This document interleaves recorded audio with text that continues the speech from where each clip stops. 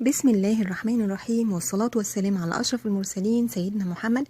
أهلا وسهلا بيكم حبايب مطبخ طماطم، وهنعمل مع بعض النهاردة الحواوشي الخطير ده بالشكل اللي انتوا شايفينه، والريحة طبعا تجنن والطعم تحفة.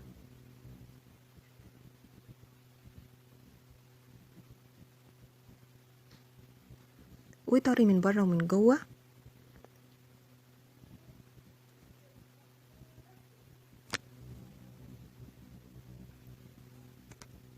الريحة هايلة.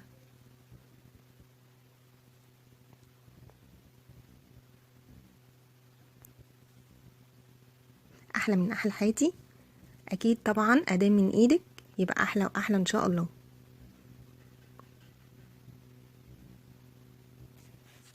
ما شاء الله عليه، يتاكل أكل.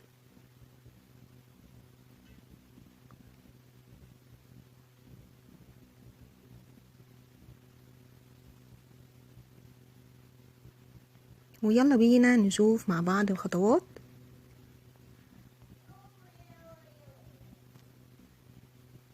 معايا اللحمة المفرومة، كيلو لحمة مفرومة، وربعها لازم يكون دهن أولية علشان يدينا النتيجة المظبوطة للحواوشي، ولو مش حابين براحتكم. ومعايا قد اللحمة المفرومة قدها بصل مفروم، كيلو بصل مفروم ناعم. ويا ريت لو اللحمة نكون قاطعينها بإيدينا، ما تكونش مفرومة جاهزة، أمن لينا ولصحتنا.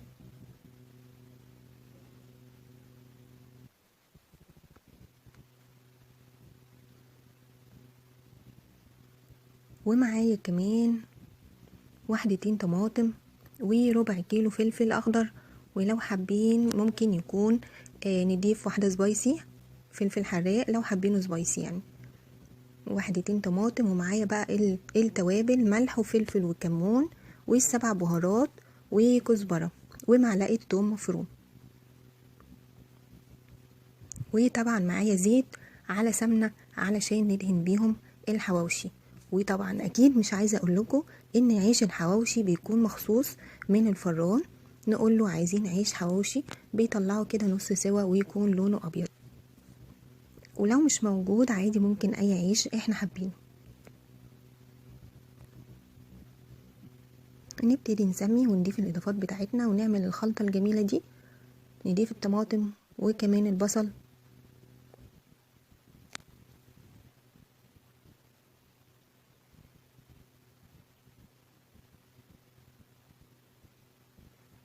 واللحمه المفرومه،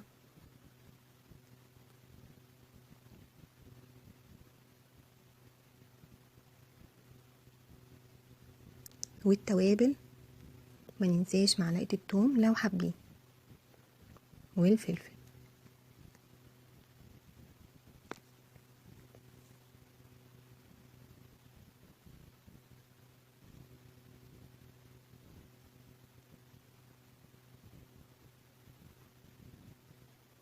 ونقلب تقليبه كويسه.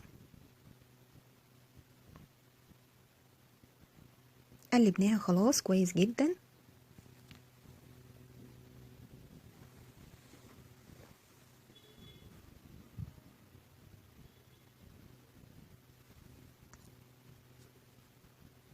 نبتدي نحشي مع بعض. الرغيف نص سوا زي ما احنا شايفين، عيش ابيض بيكمل سوا في الفرن وبيطلع طري وجميل. نبتدي نكور اللحمه قد البرتقانية الصغيرة براحتنا، الحجم اللي احنا عايزينه، ونحطها جوه ويدوب نضغط عليها ضغطايه واحده بتتفرد جوه الرغيف.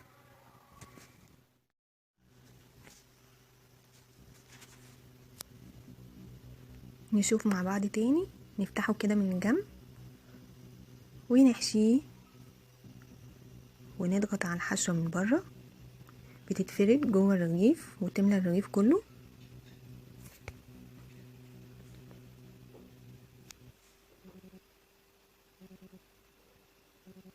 بالظبط كده.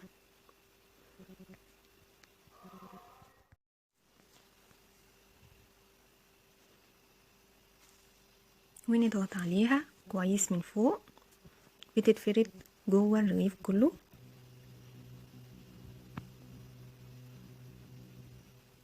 هنكمل بقى باقي كل الحشوات، باقي كل العيش، وهندهنه طبعا بالزيت مع السمنه او الزيت بس او السمنه بس براحتكم. انا مش هغلفه واحطه في ورق، انا بس هدهنه واحطه في الصاج، وهشغل الشوايه والفرن، ولو في مروحه يبقى احسن واحسن. وانا عايزه درجه حراره 180 190، ونحطه بس على صاج الفرن في الرف الوسطاني، ونتابعه ونشوفه ونقلبه. لو احتاج تقليب بنقلبه، وكل شويه بنبص عليه. ويطلع من الفرن بنحطه في طبق كبير ونغطيه علشان طبعا يبقى طري،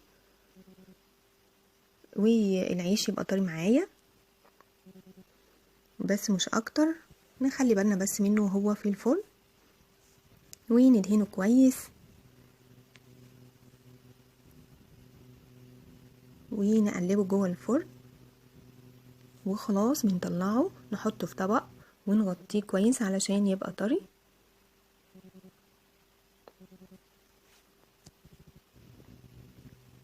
وخلاص خلص الحواوشي زي ما احنا شايفين كده بالظبط. خرجناه من الفرن وحطيناه في طبق كبير وغطيناه، والنتيجة طلعت هايلة معانا زي ما احنا شايفين، جميل جدا وطري كمان.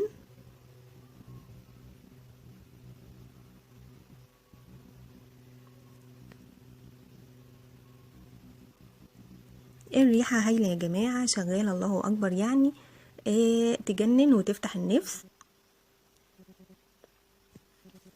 والحشو من جوه اهي جميلة جدا،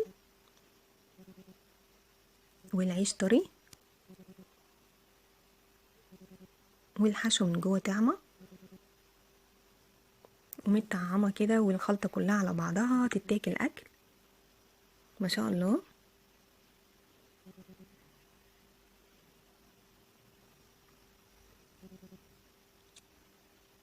احسن من احسن حياتي ادام بايدينا، وان شاء الله يبقى احسن واحسن من ايديكوا طبعا. تعملوا حاجة سخنة وجميلة زي كده لولادكوا ما شاء الله، جميل جدا ويتاكل اكل يا جماعة.